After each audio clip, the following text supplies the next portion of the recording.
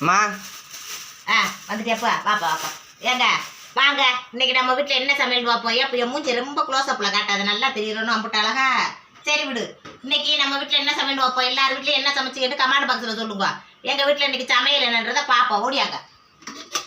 இந்த வார்த்தையில வெள்ளை சோறு சோறு இன்னைக்கு கொஞ்சமாத்தே இருக்கு. ஏன்டா வீட்டுக்காருக்கு சாப்பாடை போட்டு கொடுத்து விட்டேன் ஆத்தாவுக்கு வீட்டுக்காருக்கா வேலைக்கு, அதனால இன்னைக்கு கொஞ்சம் கம்மியாத்தே இருக்கு.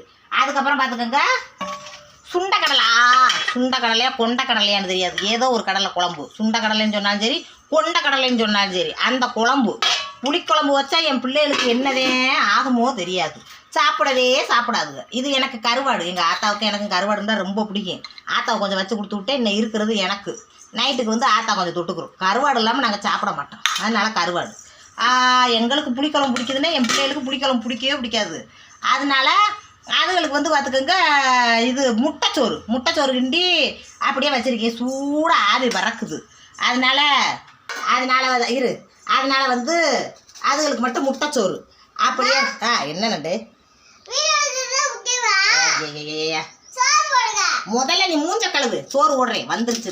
நண்டுக்கு சாப்பாடை போடுறேங்க. லைக் பண்ணுங்க. அப்படி பேர்